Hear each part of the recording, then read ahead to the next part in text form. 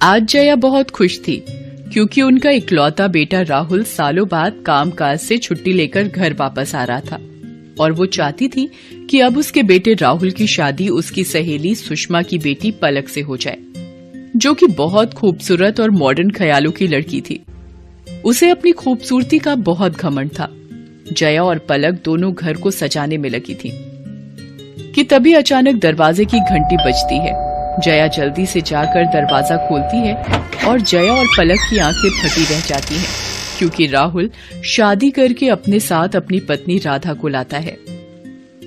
माँ, ये राधा है, आपकी बहू। राधा जया के पैर छूती है। राधा को देख जया एकदम चिढ़ जाती है क्योंकि उसका रूप रंग एकदम काला होता है और वो एक साउथ इंडियन लड़की थी। पहले जया अपने बेटे राहुल से थोड़ा गुस्सा होती है, लेकिन फिर राहुल और राधा का स्वागत करती है। राधा बोली, अयो माँ जी, आपका घर तो बहुत सुंदर है जी। राधा का काला रंग रूप देखकर जया की सहेली सुषमा हंसते हुए ताना मारते हुए कहती है, हाय राम जया, तू तो कहीं मुंह दिखाने के लायक ही नहीं रही। बहुत कहा करती थी ना तू कि तू अपने बेटे के लिए चांद का फूल लाएगी, लेकिन तेरा बेटा तो काला लंगूर उठा लाया है। चल बेटी पलक, अब यहाँ रुकने का कोई मतलब नहीं। ताना देकर सुषमा वहाँ से चली जाती है।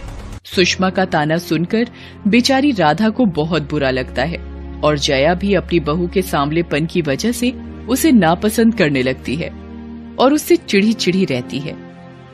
अब राधा दिन भर घर का कामकाज करती और सबका खूब ख्याल रखती, लेकिन जया उससे नाखुश रहती। अरे ओ महारानी, कहाँ मर गई? सुबह सुबह नाश्ता मिलेगा या नहीं? थोड़ा जल्दी जल्दी हाथ पैर चला, काम चोरी तो कोई तुझसे सीखे वाला। अयो हाँ माँ जी, अभी लाई जी। राधा नाश्ता लेकर आती है, जो देखकर जया का चेहरा लाल हो जाता है। ये क्या बनाकर लाई है करमजली? वो माँ जी, ये हमारे तरफ का खास डिश है जी। ये पुट्टू, ये उपम, ये वड्डा सब आपके लिए खास बनाया है जी। आपको पसंद आएगा जी, आप एक बार खाकर तो देखिए। हाय राम, आज तो भूखा ही मारेगी ये मद्रासन। जाकर मेरे लिए कुछ चाइनीज बना कर ला, ये सब तो मेरी नौकर भी ना खाए। राधा रोते हुए बोली, अयो माँ जी, माफ करना, पर वो सब तो मुझे बनाते नहीं आता जी। हाय राम, ना जाने किस पाप के बदले ये मनहूस मेरे गले पड़ गई। चल हट, अब जा यहाँ से, मुझे किटी पार्टी में जाना है। जया जानबूझकर बार बार मौका ढूंढकर राधा की बेइज्जती करती ताकि वो परेशान होकर घर छोड़ दे। एक शाम राधा शॉपिंग से अपने लिए कुछ कपड़े और गहने लाती है और खुशी खुशी अपनी सास जया को पहनकर दिखाती है। अयो माँ जी, ये कपड़े और गहने कैसे लग रहे हैं जी? कल उनके साथ ऑफिस की पार्टी में पहन कर जाने के लिए। आए हाय, ये कपड़े और गहने तो बहुत अच्छे लगेंगे, लेकिन तेरे जले हुए चेहरे पर नहीं, मेरे खूबसूरत चमकते हुए चेहरे पर, समझी? ला दे ये मुझे। बड़ी आई तैयार होकर पार्टी में जाने वाली, इसे पहनकर आज मैं किटी पार्टी में जाऊंगी। अयो माँ जी, ठीक है जी, ये सब आप पहन लीजिए, लेकिन मैं भी चलूं क्या आपके साथ किटी पार्टी में जी? जया ताना मारते हुए बोली, तुझे अपने साथ ले जाकर मुझे अपनी बेइज्जती नहीं करानी। मैं और पलक जा रहे हैं, तुझसे लाख गुना खूबसूरत है वो। जया राधा का मजाक उड़ाकर वहाँ से किटी पार्टी में चली जाती है, जहाँ पार्टी में जया की एक सहेली कहती है, अरे जया बहन, मैंने सुना है कि तेरा बेटा खूबसूरत बहू लेकर आया है, पर तूने तो अभी तक उसकी मुंह दिखाई भी नहीं की। तो हम सब सोच रहे हैं कि परसों हम सब तेरी बहू से मिलने आए, उसके हाथ का खाना भी खा लेंगे। लेकिन वो बात वो है कि अब बात कुछ नहीं, हम सब परसों आ रहे हैं तेरी बहू की खूबसूरती देखने। ये सुनकर जया की चिंता बढ़ जाती है। वो परेशान होकर घर पहुंचती है। हाय राम, अब क्या करूं? मुंह दिखाने में तो सबको पता चल जाएगा कि ये कलमुही मद्रासन मेरे घर की बहू है। लेकिन इतनी देरी हो गई, आखिर ये मद्रासन गई कहाँ? घर छोड़ के तो चली नहीं गई। भगवान करे ऐसा ही हुआ हो। तभी राधा बाजार से सामान लेकर घर आती है। जब देखो तब शॉपिंग करने निकल जाती है और यहाँ मेरे गले में जान अटकी पड़ी है। और ये क्या हालत बनाकर आई है? कपड़े गंदे और हाथ में खरोच। किसी से मारपीट करके आई है क्या कलमुही? अयो माँ जी, वो क्या हुआ ना जी, बाजार में एक चोर एक महिला और बुजुर्ग का सामान लेकर भाग रहे थे कि तभी। अच्छा ठीक है, समझ गई। अब ज्यादा मुंह मत चला, मैं बहुत चिंता में हूँ इस वक्त। माँ जी, ये आपके लिए, आपके घुटनों की दर्द की दवाई और ये आपका चश्मा ठीक करवा कर लाई हूँ। और माँ जी, एक आज बाबा मिले थे, उन्होंने ये मिट्टी दी है, बोला बहुत चमत्कारी है ये, इसे चेहरे पर लगाने से मैं गोरी हो जाऊंगी जी। हाँ, अब एक दिन में तो कोई चमत्कार ही तुझे गोरा कर सकता है। भगवान मेरी लाज बचाए। अब जा यहाँ से, परसों तेरी मुंह दिखाई है। जितना हो सके अच्छे से तैयार होकर जाना, समझी? अब राधा की मुंह दिखाई का दिन आ जाता है। जया की सब सहेली राधा की मुंह दिखाई के लिए इकट्ठा होती हैं। राधा खूब अच्छे खाने के पकवान बनाती है और घूंघट डालकर बैठी होती है। जब जया की सहेली गीता राधा का घूंघट उठाती है तो चमत्कार हो जाता है। राधा बहुत खूबसूरत लग रही होती है, बिल्कुल गोरी परियों की तरह सजी हुई। राधा की खूबसूरती देखकर सब हैरान रह जाते हैं। अरे जया बहन, ये तेरी बहू है। सचमुच ये तो बहुत ही खूबसूरत और होनहार है। लाखों में एक है, लाखों में। तू जानती है, कल ही की बात है, बाजार में एक दो चोर मेरे और बाबूजी का सामान लेकर भाग रहे थे। किसी ने हमारी मदद नहीं की। तब तेरी बहू ने बड़ी बहादुरी से उन चोरों से हमें बचाया और हमारा सामान हमें वापस मिल गया। तब हमें पता चला कि ये कोई मामूली लड़की नहीं बल्कि एक पुलिस अफसर रह चुकी है। लेकिन एक एक्सीडेंट के बाद इसे अपनी नौकरी छोड़नी पड़ी। तू तो बहुत ही भाग्यशाली है जो तुझे इतनी होनहार बहू मिली है, सच में। अपनी सहेली गीता के मुंह से अपनी बहू की इतनी तारीफ सुनने के बाद जया की आंखों में आंसू आ जाते हैं और उसे अपनी गलती का एहसास होता है, क्योंकि उसने हमेशा अपनी बहू की बदसूरती के आगे कभी उसकी अच्छी खूबियों और खूबसूरत मन को देखा ही नहीं। और इसके बाद अब जया और राधा खुशी खुशी मिलजुल कर प्यार से रहने लगे और साथ ही किट्टी पार्टी में भी जाने लगे।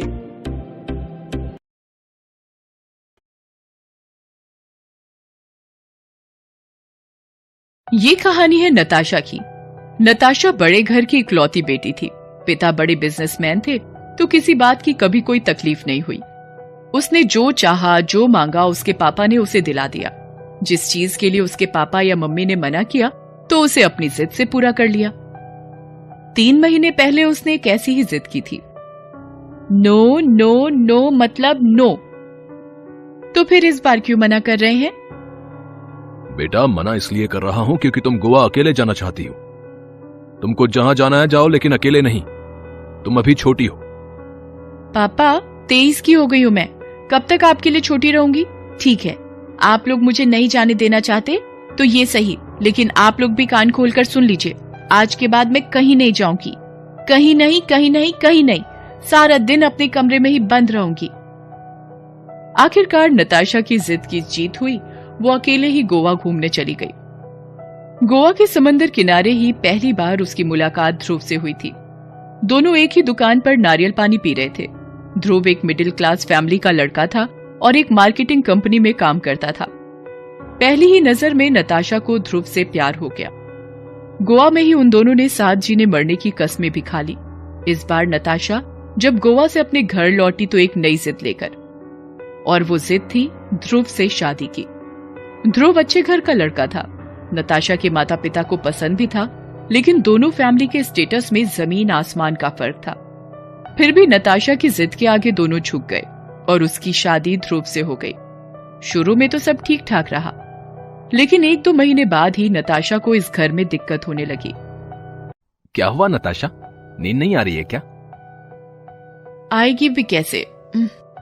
इतनी गर्मी है और तुम्हारा पंखा मरियल जैसा चल रहा है। अरे वोल्टेज डाउन होगा, थोड़ी देर में ठीक हो जाएगा। अजीब वोल्टेज है, जब से घर में शादी करके आई हूं तभी से डाउन है। सुनो ध्रुव, मुझे इस तरह गर्मी में सोने की आदत नहीं है। मालूम है नताशा, लेकिन क्या करूं? तुम्हें 10 बार तो बोल चुकी हूँ मेरे कमरे में एसी लगवा दो, लेकिन तुम एक कान से सुनकर दूसरे कान से निकाल देते हो। अच्छा, बाबूजी से बात करता हूँ। तुम्हारे बाबूजी कोई इलेक्ट्रीशियन है जो उनसे बात करोगे? मुझे कल के कल इस घर में एसी चाहिए, नहीं तो तुम देखना मैं क्या करती हूँ। ध्रुव का संयुक्त परिवार था। उसमें उसके रिटायर्ड पापा, उसकी मम्मी, उसके बड़े भाई की बीवी संगीता और उसकी 7 साल की बेटी गुड्डी थे। ध्रुव के बड़े भाई का एक रोड एक्सीडेंट में 2 साल पहले ही देहांत हो चुका था। कुल मिलाकर उस घर में कमाने वाला सिर्फ ध्रुव ही था। घर का खर्च बंधा बंधाया था। उसमें जरा सा इधर उधर होने पर पूरे महीने का बजट गड़बड़ा जाता था। ध्रुव को समझ नहीं आ रहा था वो नताशा के कमरे में एसी कैसे लगवाए। पूरी रात वो इसी सोच में करवट बदलता रहा। अगले दिन सुबह के करीब 9:30 बजे ध्रुव के मम्मी पापा और ध्रुव डाइनिंग टेबल पर बैठकर नाश्ता कर रहे हैं। ध्रुव की भाभी संगीता उन्हें नाश्ता परोस रही है। एक पराठा और ले लीजिए ध्रुव। अरे नहीं भाभी माँ, पेट बिल्कुल भर गया है। ज्यादा खाऊंगा तो ऑफिस में नींद आ जाएगी।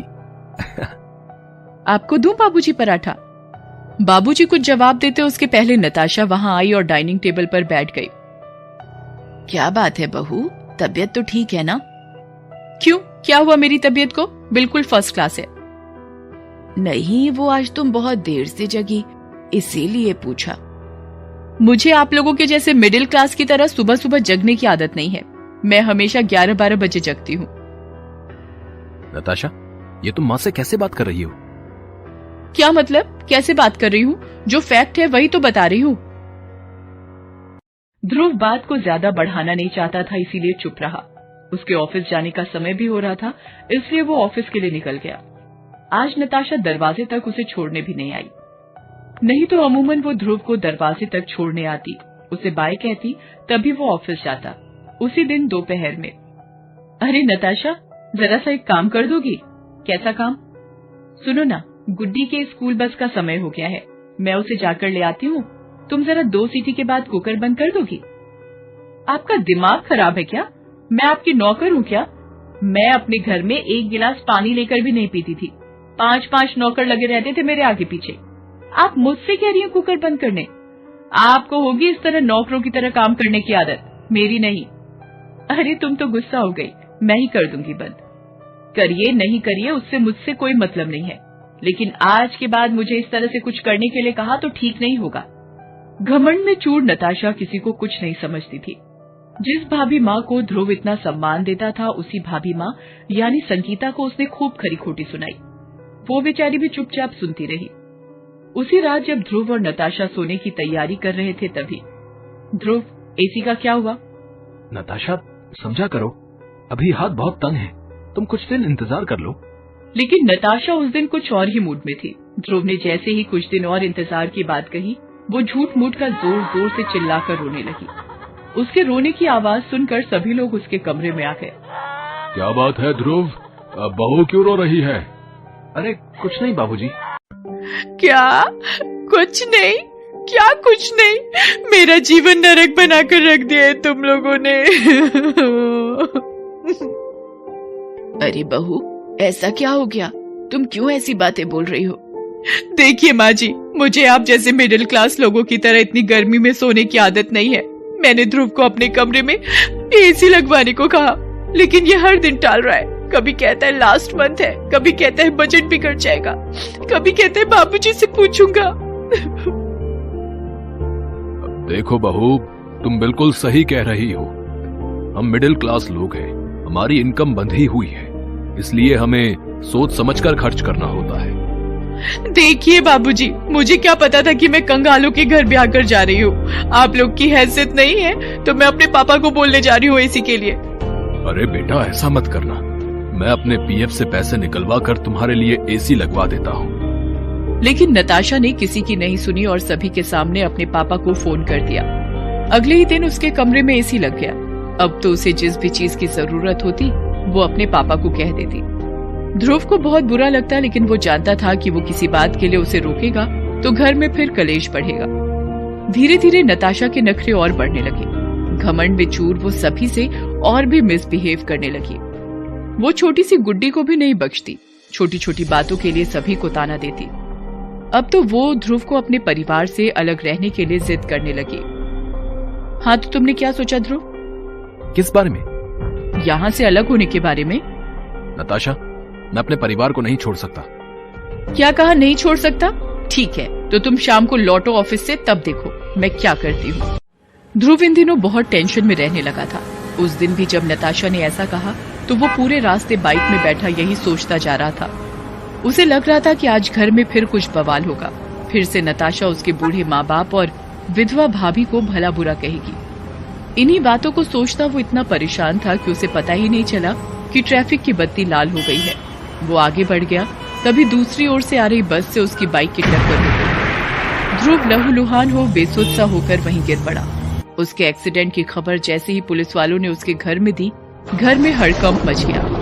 माँ, पिताजी, भाभी, गुड्डी सभी का रो रो कर बुरा हाल था। नताशा ध्रुव को बहुत प्यार करती थी। उसने जब सुना कि वो बहुत सीरियस है तो उसे कुछ समझ नहीं आया कि वो क्या करे। वे सभी हॉस्पिटल पहुंचे, लेकिन नताशा वहां भी बाज नहीं आई। डॉक्टर साहब, कैसा है ध्रुव? वो बहुत ही सीरियस है। उसका काफी खून बह गया है। हमें उसकी सर्जरी करनी पड़ेगी तुरंत। डॉक्टर साहब, आप पैसों की बिल्कुल परवाह मत करिए।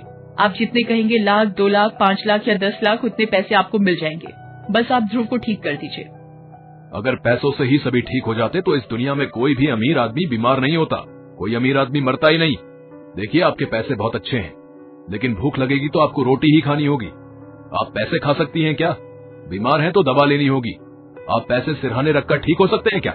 अपने पैसों का घमंड अपने पास रखिए और दुआ करिए कि पेशेंट ठीक हो जाए।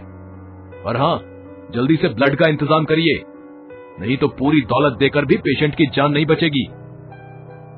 डॉक्टर की बात सुनकर नताशा की बोलती बंद हो गई। भाभी माँ का ब्लड ग्रुप ध्रुव से मैच कर गया तो उन्होंने ही ब्लड दिया। पूरा परिवार ईश्वर से प्रार्थना कर रहा था कि ध्रुव जल्दी ठीक हो जाए। छोटी सी गुड्डी भी रो रो कर अपने ध्रुव चाचू के लिए प्रार्थना कर रही थी। ये सब देखकर नताशा का दिल भर आया। उसे अपनी हर बदतमीजी याद आने लगी। बहरहाल ध्रुव का ऑपरेशन सफल रहा, लेकिन उसे होश में आने में 2 दिन लगे। मुबारक हो, ध्रुव को होश आ गया है। अब खतरे की कोई बात नहीं है, लेकिन अभी उसे पूरा महीना अस्पताल में ही रहना पड़ेगा। डॉक्टर की बात सुनकर सभी की आंखों में खुशी के आंसू थे। नताशा भी सिर झुकाए रोए जा रही थी। तभी भाभी माँ ने उसे गले लगा लिया। अरे, अब क्यों रो रही हो? अब तो ईश्वर की कृपा से सब ठीक हो गया। भाभी माँ, आप लोग मुझे माफ कर दीजिए। मैंने ना जाने अपने घमंड में आकर आप लोगों को कितनी बार नीचा दिखाया। प्लीज मुझे माफ कर दीजिए। माँ, बाबूजी, गुड्डी, सब लोग मुझे माफ कर दीजिए। नताशा उस दिन के बाद बिल्कुल बदल गई। उसका घमंड चकनाचूर हो गया है। ध्रुव भी महीने भर बाद अस्पताल से वापस लौट आया। अब सभी मिलजुल कर खुशी खुशी रहते हैं। Thanks for watching.